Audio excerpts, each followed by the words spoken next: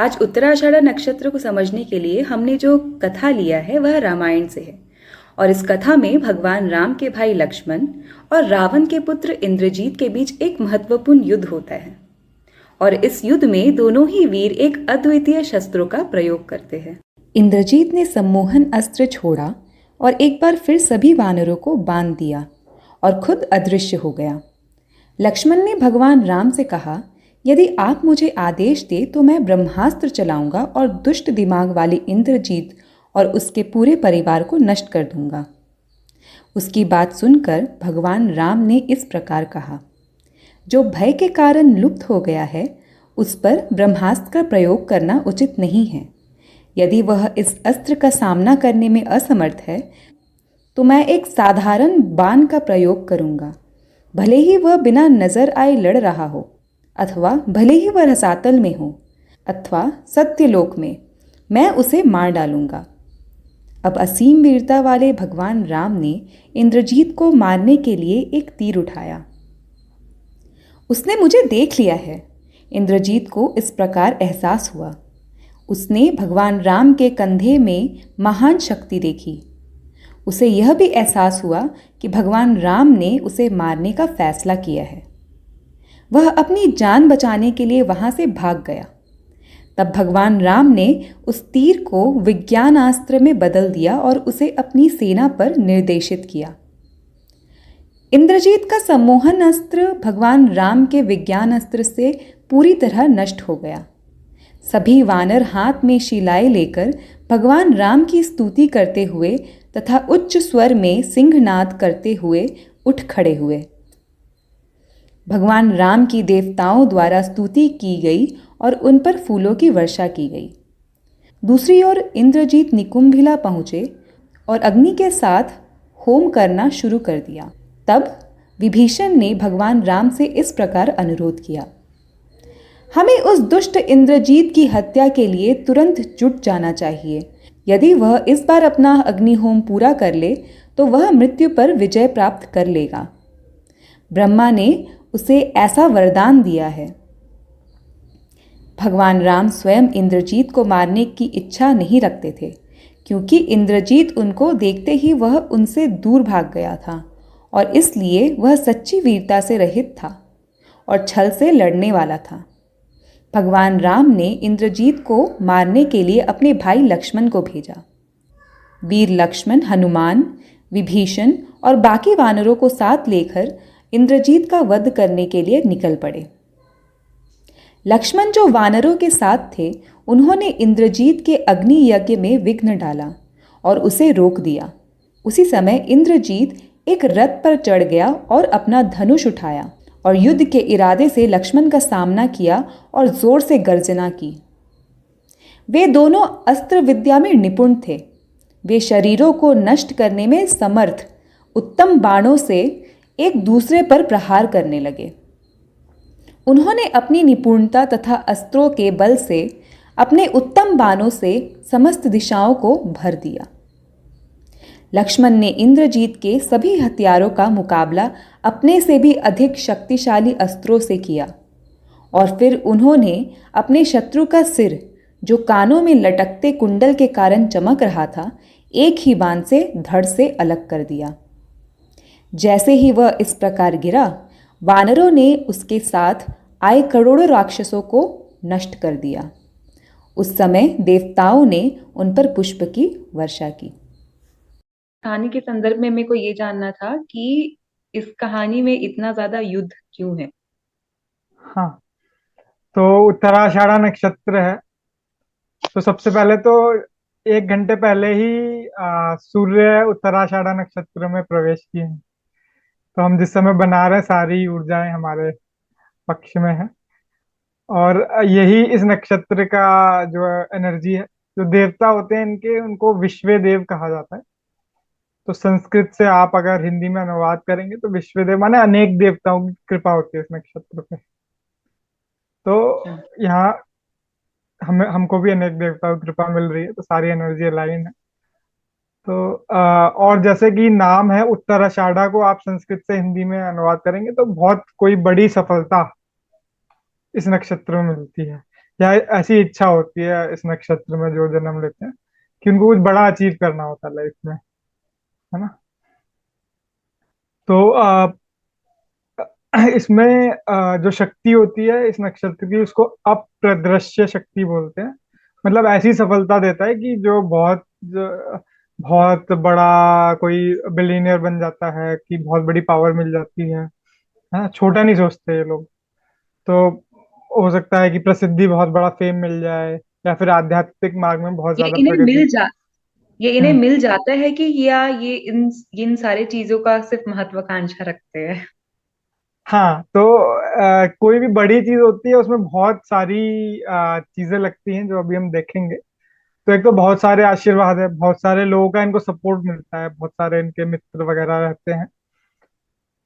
और कहानी, आप पहले कहानी पे देख लेते हैं क्या हुआ, फिर उससे आगे समझेंगे। तो श्योर। भगवान राम ने पहले तो वानरों को बचाया बचाया ना इंद्रजीत से।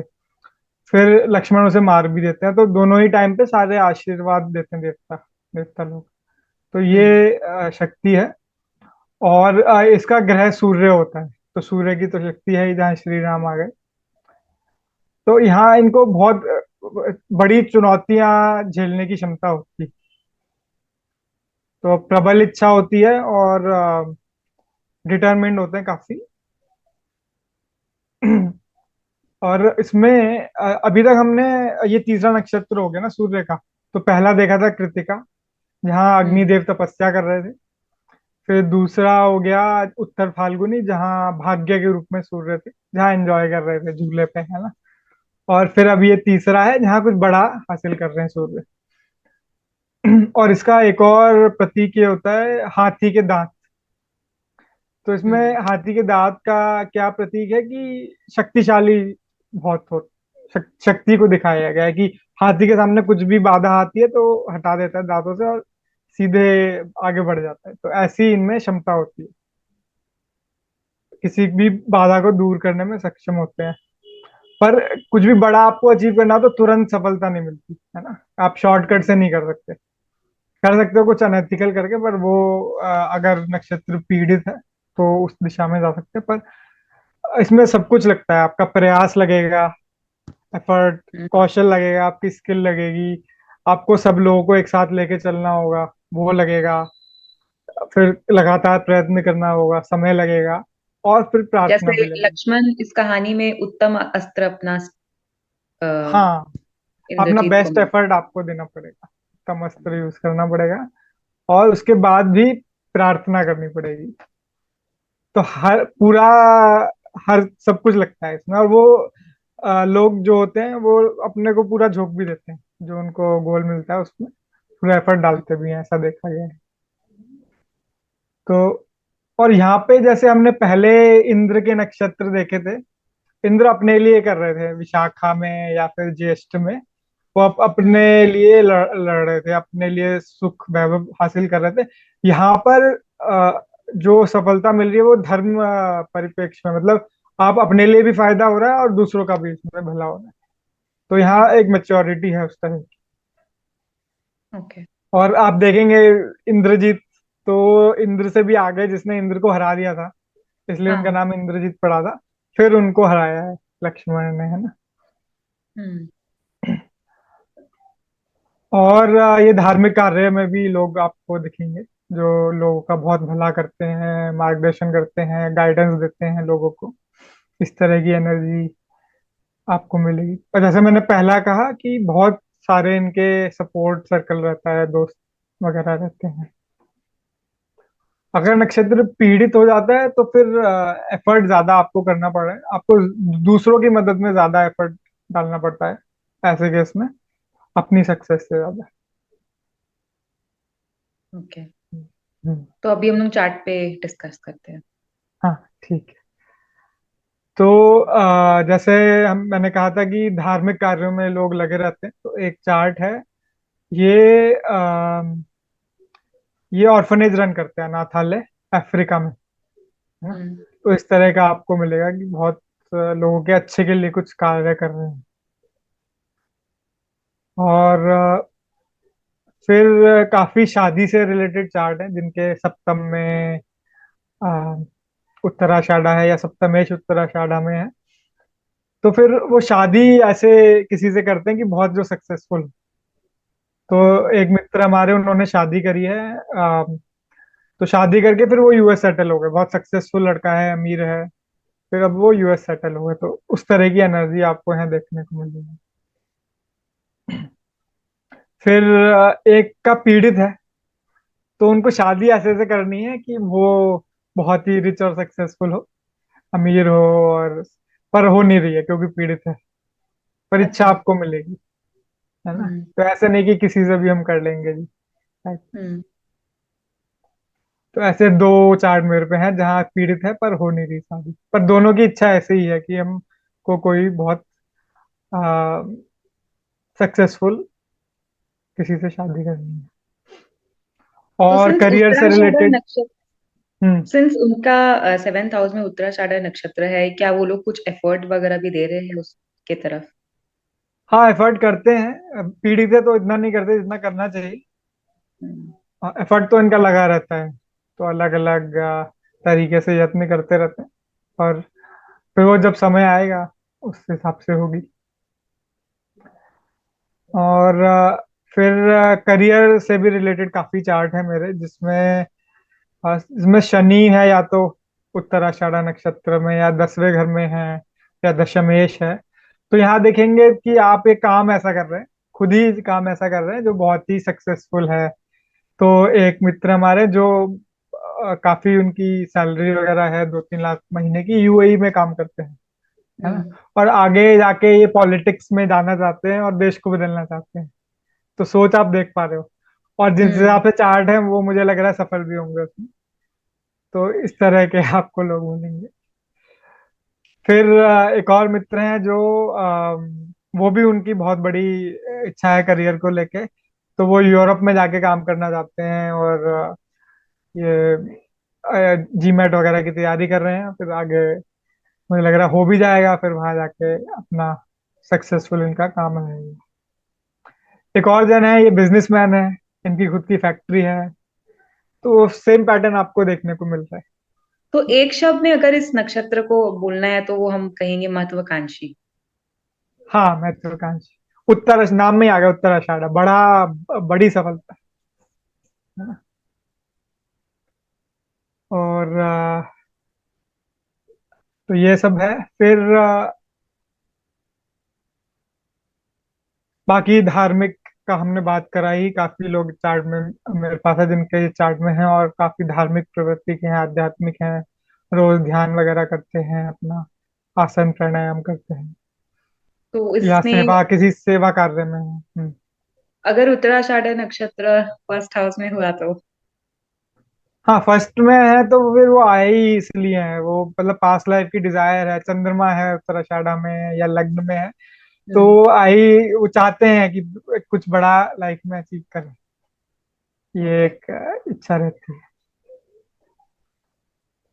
तो फिर यहाँ आप पे वो देख। लक्ष्मण का जो हाँ। ऊर्जा है, लक्ष्मण का ऊर्जा वो काफी उत्तराषाढ़ा नक्षत्र की ऊर्जा से मिलता है। जहाँ पे वो हाँ, भी सूर्य की। हाँ। जहाँ पे वो भी इतना इंद्रजीत को मारने का चेष्टा करता है, और उसके उसके लिए वो प्रयास करता है और वो फिर मार भी देता है। हाँ, तो वो इसमें ये भी होता है कि आपको सक्सेसफुल लोगों को दिखता है कि भाई ये इनको सफलता मिल गई, पर उसके पीछे कितना प्रयत्न गया, कितना समय गया, उन्होंने कितना ट्रेनिंग लिया होगा, एज अ क्षत्रिय, है ना, कितना सीखे होंगे। हम्म। फिर युद्ध में कितना करेज लगता है, कितने लोगों की सपोर्ट ली, सुग्रीव की ली, और ये सब वहां पहुंचे, हनुमान जी की ली। तो ये हर, जैसे हमने कहा था, एफर्ट लगेगा, स्किल लगेगा, टाइम लगेगा, और प्रेयर सब लगता है, और लोगों की सपोर्ट, सब और कुछ इसमें लगता है। ऐसा कह सकते हैं क्या कि जो हमारा जो सिचुएशन है वो इंद्रजीत की तरह का भी, जैसे इंद्रजीत का ये पूरा बिहेवियर इस कहानी में हम्म। वो ये रहा है कि वो कभी वो छुप के वार करता था। तो हाँ। कभी ऐसा कुछ इंसिडेंट जो ऐसा हो जाए उत्तराषाढ़ा नक्षत्र वालों के साथ, जो उन्होंने कहीं से देखा नहीं होगा या अनुमान नहीं किया होगा।